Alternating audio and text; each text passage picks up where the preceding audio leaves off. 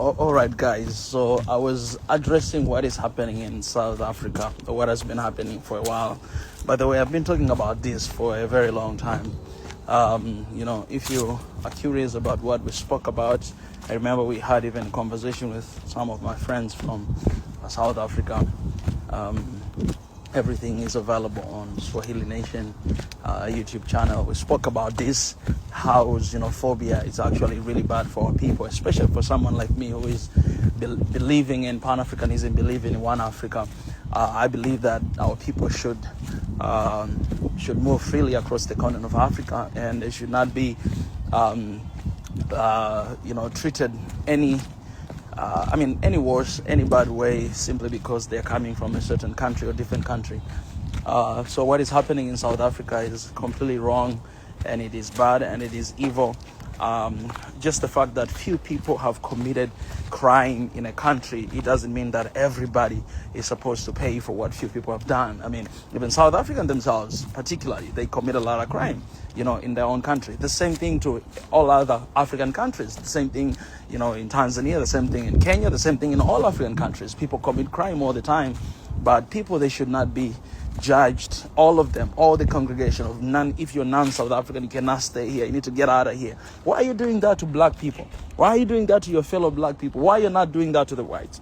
Why are you doing that to your fellow black man? Why? I don't mean that you should do that to any human being. Why do you do that to any human being? You know what I'm saying? I think that would be the perfect way to put this. So what is happening in South Africa? It is actually the reason why we are fighting for one Africa. It is the reason why we are fighting for the unity of this continent. You know what I'm saying? Hii ni sababu, kila kinachotokea South Africa ni sababu kwa nini sisi tunaipigania umoja wa Afrika. Kwa sababu kinachotokea South Africa kina watesa Waafrika wenzetu, wanauawa Waafrika wenzetu, wanapiganiwa Waafrika. The same thing kwa immigrants wote ambao wapo katika Afrika. Wako immigrants wengi ambao wanatembea nchi zetu za Afrika, kwa sababu nchi nyingi za Afrika zinapitia changamoto mbalimbali, vita na vitu kama hivyo. Kwa hiyo watu wanakimbia zile nchi, wanaenda kwenye nchi ambazo wanajua watapata malisho, watapata malazi, watapata usalama. Ila wakienda huko pia they're being treated wrong, they're being treated harshly. Right? Sasa mtu ambaye amekimbia vita, kwa mfano South Sudan, alafu anatafuta shelter, labda come to Kenya au come to Tanzania au kwenda Rwanda au kwenda South Africa, kwa nini atritiwe kama criminal huku we know exactly what is happening in that country? Na hiyo ni kwa sababu ya mfumo na system bado haijatengenezwa vizuri, kwa sababu hatuna one Africa, kwa sababu hatuna even African Union passport. We are not allowed. Yani it's illegal kama wewe Mwafrika ukitembea leo ukisema ngoja niende nchi fulani ya Afrika, ni illegal. Yani ukienda pale bila stamp ni illegal, ukienda pale bila visa ni illegal. Sasa all these issues of immigration, illegal immigrants, our fellow Africans, we call them illegal immigrants, right? Kwa sababu ya mfumo bado haujakaa katika sehemu ambayo inatusababisha sisi tuwe katika ule umoja ambao babu zetu wakina Nyerere, wakina Kwame Nkrumah waliupigania ili tuweze kupata. Kwa hiyo kinachoendelea South Africa, it's 100% is wrong. Sasa unajua Waafrika jinsi tulivyo, yani you are treating your fellow Africans in your own country like that, but then tomorrow you will visit that country for business, you'll visit that country for tourism, you visit that. Do you want them to do the same thing? If today the entire continent of Africa and all of us Africans will decide to treat each other like animals, who is going to be safe? Who will be safe? Because of colonialism, like everything was mixed up. Everything was mixed up. We have South Africans in Tanzania, and most of them, they're Ngoni tribe because they moved long time ago. Tuna South Africa hapo Tanzania kama ni Ngoni tribe waliotoka huko miaka mingi sana iliyopita. Right? Kama tukianza kutritiana like that, we are literally family. We are one family. Kwa hiyo kinachoendelea kule South Africa inabidi kikemewe. Of course, African Union, they have to do something about it. Lakini unajua, they really don't do anything. Na nchi zetu za Afrika pia, viongozi wetu wa Afrika, they have to stand na kukemea na kusema kama huu ni ubaya unaoendelea, na kukemea na kusema huu ni uovu unaoendelea. Haupaswi kuendelea kwa fellow Africans, whatever they are. You know what I'm saying? It is about time. Look about European Union. Look at that. Today, unaweza ukatembea nchi yote European Union bila worry about nothing. And you're not even European. Yani unachukua visa passport yako, unapata Schengen visa ambayo ni ngumu kupatikana, alafu unaenda unatembea hizi nchi zote za Europe. Nawe ni Mwafrika. Ila wewe mwenyewe Mwafrika huwezi kufanya hivyo ndani ya Afrika. You cannot do that. And you are an African. You cannot do that in Africa, but you can visit European Union, wherever, any country you want to visit, you can go there. No? You know, one day I'm actually going to visit Europe. I mean, I've been to Romania before, I've been to Germany, but it was a long time ago. It was like 2015. But I think I need to do another tour in European Union. I need to go there and to show you guys. I need to visit every single country in European Union and tell you guys, do you see? I'm in Germany now. I'm in France now. I'm in this country now. I'm in here. I'm in here. You guys, this is what happens. This is what it means to be united. All right? It doesn't mean that everything is going to be perfect. Haimaanishi kwamba kila kitu kitakuwa sawa tukiwa na umoja wa Afrika. Lakini inamaanisha kwamba at least kuna vikwazo fulani tutavitoa, barriers fulani tutazitoa, na watu wetu watakuwa hapo katika nafasi nzuri zaidi. Najua na ndo maana huwa nasema tena kwamba iko petition ambayo tuliandika miaka michache iliyopita ya kutaka huo umoja wa Afrika. Yani kutaka huo umoja wa Afrika. Yani hatuombi tena, ila tunataka umoja wa Afrika. Unajua, yani this is no more the time to play games and to ask and to beg. No. Tunataka, we need it. Right? You might not understand it, but man, yani utakuwa una uwezo wa kwenda mahali popote hapa Afrika kuangalia opportunities. Utakuwa una uwezo. Na ukifika pale kama unataka kufanya biashara, of course lazima upate ruhusa na vibali maalum kwa ajili ya kufanya biashara zako na vitu kama hivi. Lakini at least you will have an opportunity to go na kuona na kuvisit. Na kuwa pale. Kwa hiyo petition, link yake ipo on the description, I mean on my bio. Ukienda hapo ukiclick hiyo link tree, utaiona nani ya kwanza kabisa imeandika One Africa, One Passport. You click here, you have to read. You really have to read and to understand what I'm talking about, right? You have to read. I'm talking about the idea of one passport. I'm talking about the idea of free visa, free border. I'm talking about the idea of one currency, for our continent. I'm talking about the idea of so many different ideas, so many different things. Ambazo pia zipo kwenye African Union Plan 2063, but 2063 is too far, man. Like, we cannot wait for 30 more years from now. I'll be like 60, 63, man. I'll be old. I'll be old. That's when they want to make sure that all these things are coming to pass. No, man, that's too long, man. We cannot wait for that long. Well, our people, they are dying right now in South Africa. Some people they're dying, because they're called illegal migrants across the continent. Some people are in prison right now because they're illegal migrants again. And I understand, like, what are you going to do? If you pass through Tanzania and the law, they say that, okay, you cannot pass here without visa, without any registration, you're going to go to prison. Those are the laws. Well, what can we do? What can we do now? We need to fight. That's why, I always talk about going to the root cause of the problem. I might say so many things that, release, all prisoners that have been in prison because you're calling them illegal migrants, whatever, but nothing will happen because the law says that. Unaona? Kwa njia pekee ambayo tunaweza tukabadilisha ni kwa kudemand, kwa kutaka one passport, kutaka one Africa right now, ili kwamba hao watu waona uwezo wa kuwa sasa legal. Walikuwa illegal lakini sasa wanakuwa legal. Kwa nini? Kwa sababu Africa is united. Unaona? This is the urgent call for the people of Africa. This is the urgent call for all Africans across the continent and away from the continent. This is the time for that one Africa. Kwa hiyo nenda ka sign that petition, very important. It shows that we are together in solidarity. We want this one Africa and everything, right? Okay. So as I keep talking, I don't want to bore you guys with my talk and everything, but I just want to show you something. All right. Sasa huu ni mlima kama nilivyokuwa nasema. Ni mlima wa hiking na nini, watu wanataka kufanya mazoezi unakuja. Ila angalia jinsi ambavyo wameweka wenzetu. Unaona? Yaani hizo zimeenda mpaka kule chini kabisa. Kwamba unajua zimeenda mpaka chini, mpaka pale ndio zinaishia mwisho, alafu unaendelea mwenyewe. Ni kama vile kukurahisishia tu kwamba okay, if you want to exercise, if you want to kukata wese kidogo, unaweza ukaanza kwenye hichi kilima ambacho kina cliff kubwa sana ndefu. Unaweza kupitia hapo ukaja na ukaenjoy kidogo. Unajua? It's all about convenience, right? It's all about convenience, guys. It's all about convenience. All right, guys. So One Africa is like that, guys. It's like that. You know, we want our people. What is happening in South Africa, I've already said, it's wrong. And that is the reason why we're fighting for this One Africa. It might not make sense to you, but I'm telling you guys, all right. I think Tanzanians, you know this now more than ever before, all right? Because Tanzania, you know, Kenya, whatever country, you know things can change anytime. You know that things can change anytime. You know that things can change anytime. And when they change, you know, you want to find a shelter. You want to find a good environment for you and your family to live peacefully, to enjoy life. You know, you cannot blame people when they're finding for safety. You know, you cannot blame them. They have to find their safety. You know, anything can happen anytime.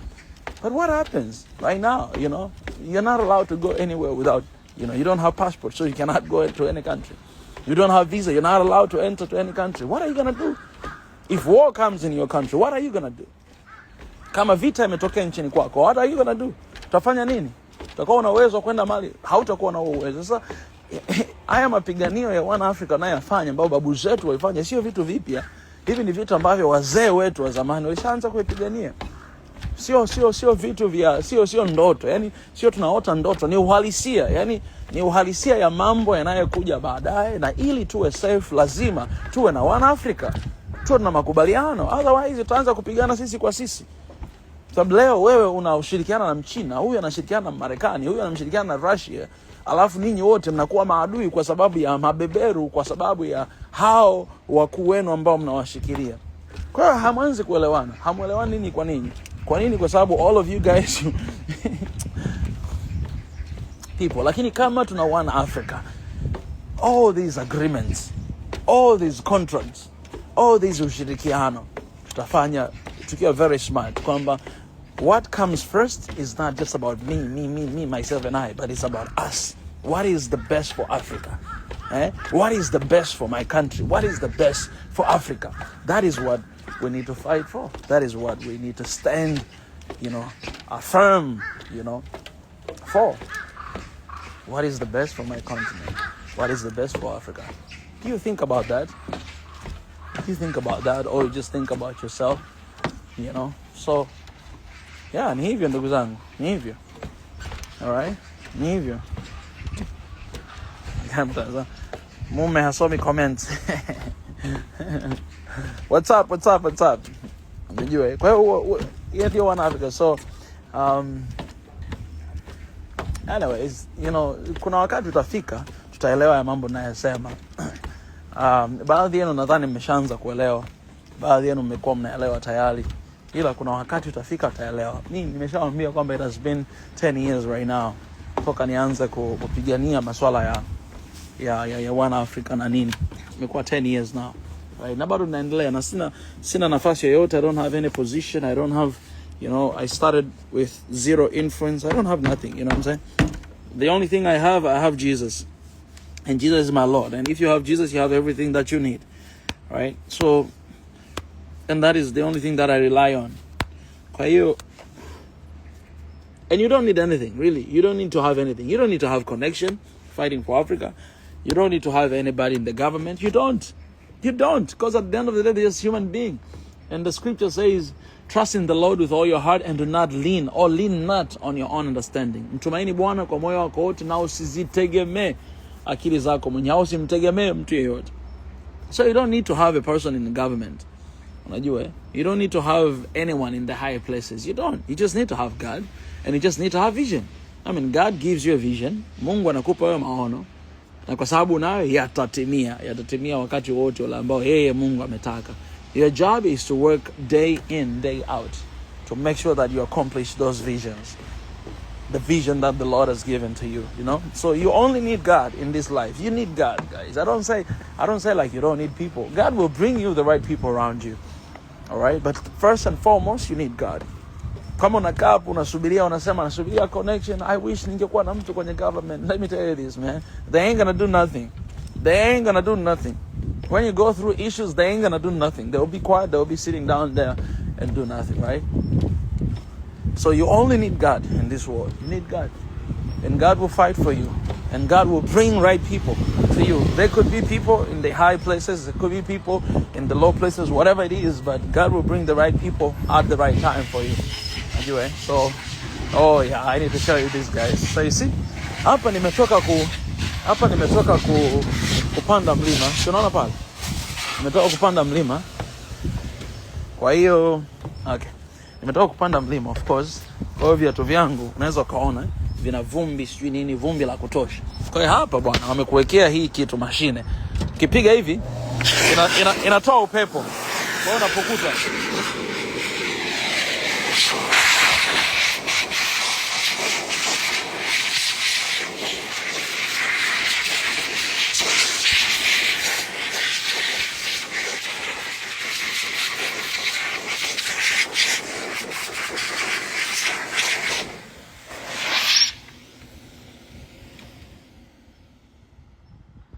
umeona hiyo? Yani the level of convenience. Yani mtu umetoka kupanda mlima, viatu vimechafuka, vina vumbi, sijui nini, wamekuwekea mashine hapa. Mashine hapa ya kutoa vumbi lako kwenye viatu vyako. Guys, this is Korea, man. This level of convenience. Alafu hapa, of course hapo kuna barabara ndio unapanda hapa, unaenda zako unapanda mlimani. Dang man, look at that. The level of convenience. Sasa ukishaona maisha, ukishaona vitu kama hivi, umeishi maeneo kama haya miaka 9, my experience vitu kama hivi, unakuja kujua kwamba inawezekana. Unajua? Unakuja kujua kwamba inawezekana. I wish naweza nikachukua video, but anyways nimeshaonyesha guys. Ila unajua kwamba inawezekana. Sababu Korea ni nchi ambayo haina resources kama African countries zilivyo na resources. Umeona? Hamna. Yani kila mahali unapoenda, na nikwambie, hauoni vumbi. Yani unaona hizi rami? Hizi rami zipo kila mahali. Zipo kila mahali, kila kona, kila vichochoro, yani zipo kila mahali. Huoni vumbi. Hata huko kwenye vumbi bado unaona wamekuwekea mawe. Unaona? Miti iko lakini wamekuwekea mawe pia. Huoni vumbi. Si mnanielewa jamani? Kwa hiyo level ya convenience unaiona, unasema kwamba tunaweza tukaishi maisha haya. Haya sio maisha ya kifahari. This is not luxury. Luxury is life. This is just a normal life. It's common ordinary life. Sasa watu ni watu wa kawaida tu. Wengi hawana, hizi sio nyumba zao wamepanga. Unaona? Wengi wamepanga hawana nyumba zao. Ila sisi kwetu tuna nyumba zetu kabisa wenyewe. Kwa nini nashindwa kufanya vitu kama hivi? Anyways guys, I just thought that I should come here, share with you a little bit about one Africa, one passport, free borders for our people, and raise my voice a little bit about what is happening in South Africa. I think I will make a video about what is happening there and share as well, apart from this live stream, to kind of like raise our voice together as one people for our brothers and sisters in there in South Africa. So yeah, the time is now, and we're gonna keep on talking. We're gonna keep on doing it, no matter whether they listen or not, they do it or not. But we're gonna keep on talking. We're gonna keep on doing it. All right. That's the only thing we're gonna do. You speak, you do it. You do what you speak. You speak what you do. You know. So yeah, guys, I'm here. I'm done. It's good to see everybody. I've seen Marit in the house. It's good to see you, Marit. It's been a moment. But yeah,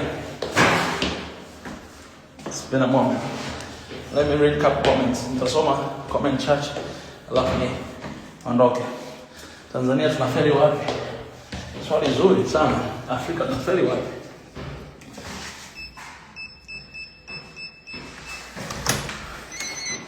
Swali zuri sana. Tunafeli wapi jamani? Tunafeli wapi? Wapi tunafeli? Okay. Wapi tunafeli? Swali zuri. Well, shamaliza guys. Tunafeli wapi? Oh, I don't need this. Alright guys, so I think that will be it. Good afternoon everybody. Good morning in Africa. And I wish you guys all the best. I'll see you in the next one. Alright, God bless. I love you. All right.